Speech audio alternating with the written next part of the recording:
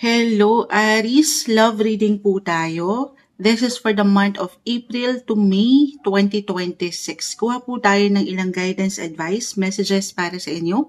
Summer love reading. Ayan. Anong kailangan nyong marinig? Anong aasahan nyo? Ngayong April to May. Pagdating po sa inyong mga buhay, pag-ibig, relasyon, Aries energy, kamusta kayo? Guidance po para sa mga taong ito. Message. Guidance advice para sa mga Aries, April to May, summer love. Anong ganap? Anong guidance ang kailangan marinig ng mga taong ito? Ayan.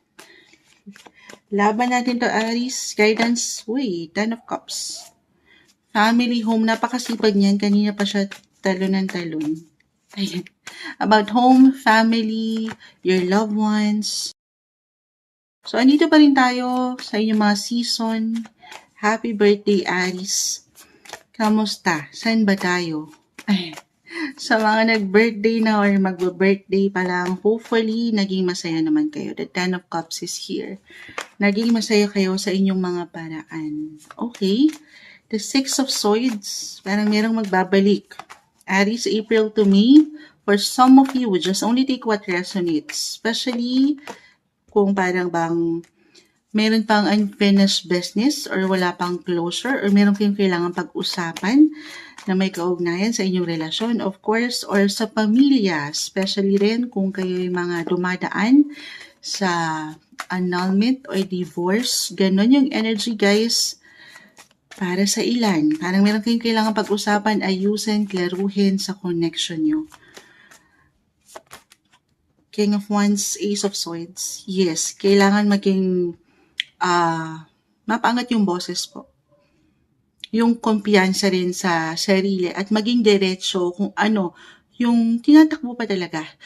Or once and for all, mapag-usapan nyo kung ano pa talaga kayo sa isa't isa, sa connection na ito.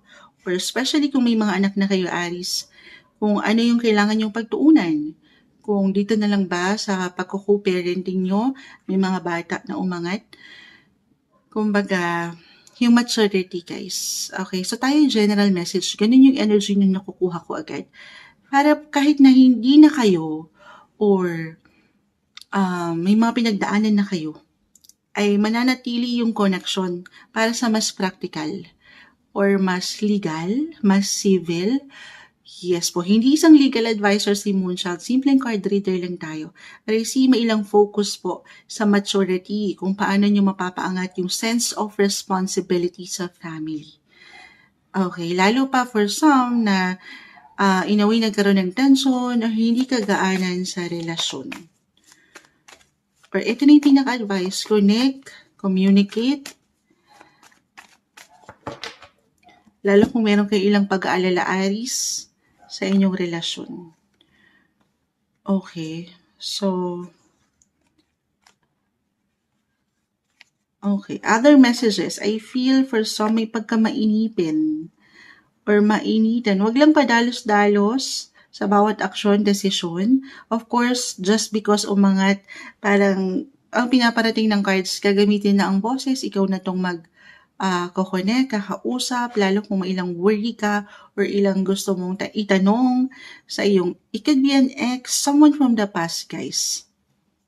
Pag nilay-nilayan muna, ha? Ganun yung unang energy na nakukuha ko for some of you. Para sa ilan, couples in a relationship, may pagka-busy akong nakikita. So, reversal po tayo, ha? Pwede itong ang iyong partner or ikaw mismo, na minsan hindi nagsasabay ang inyong mga enerhiya, na very normal, lalo po kung sa work ba ito, kung saan kayo nag-grow, kung saan kayo kumikita, na minsan, merong kailangang isakripisyo. Isakripisyo na oras, ninyo pareho, o yung quality time, kumbaga. So, paano natin gagawin ito? Connect, communication, magplano kayo. Kung ano ba yung kailangan yung kita mo, sumasang-ayon. Communication is the key. Napakagandang pagkakataon ito, especially love reading tayo, Aries. Once na si Venus ang ating sisilipin dahil siya ay si planet of love, beauty attraction, it will enter your third house of communication. Napapapos tayo. Parang hindi tayo pinapahintulutan. Charot. Ayan na nga. Gaano man ka-busy minsan ng buhay, Aries, lalo pa couples in a relationship na minsan nawawala na kayo ng sapat na time or panahon para sa isa't isa. Kahit pa nag-iinit ngayon din ang inyong mga buhay, love life, at the same time, karera guys. Si Mars, ang inyong mga planet ruler, it will enter your sign this month of April. Hindi ako nagkakamali.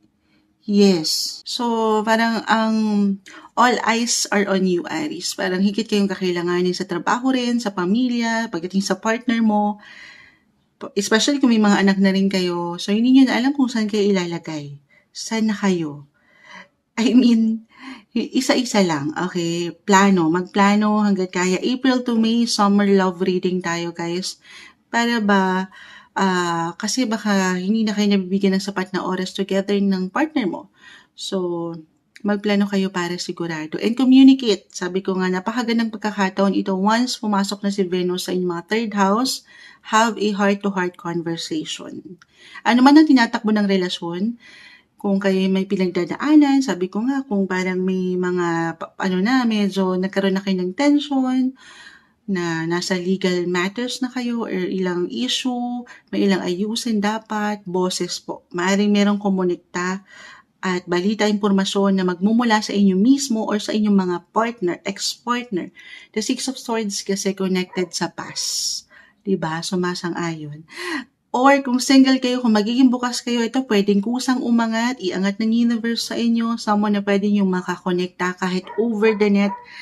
Third house is about the internet, communication, social groups, or pagdating sa inyong mga relatives, if ever, your cousins, your siblings, maaaring may mga tao dyan, sa aking ilang na mention, na magbigay daan para meron kayong someone na makilala.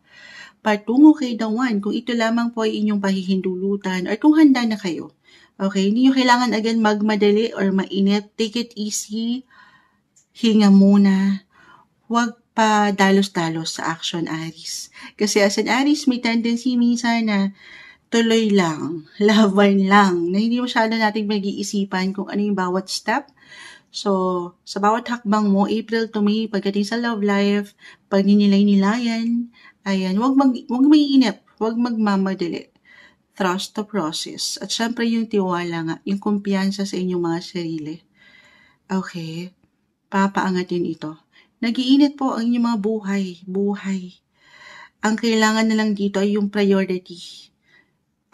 Sabi ko nga baka kasi kailanganin kayo, hanapin kayo ng higit ngayon, April to May, na summer, nag-iinit din talaga ang panahon. So, kalma, baka ang uminit, wag naman sana, yung mga ulo. Yes po, meron akong tendency na nakikita dito na gano'n, magkaroon ng tension, umaangat po ang boses. So, sa boses natin, pag masyado tayong nagpapatalo sa emotion, baka kung ano ang mapaangat. Na in a way, may magka-tension pa nga or may ilang drama-rama. Or worse, magkaroon pa kayo ng conflict na ayaw natin.